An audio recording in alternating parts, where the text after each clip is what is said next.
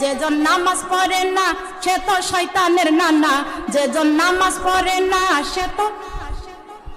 একবার আসুক কবরে তারে মজা দেখাবো, একবার আসুক কবরে তারে মজা দেখাবো, একবার আসুক কবরে তারে।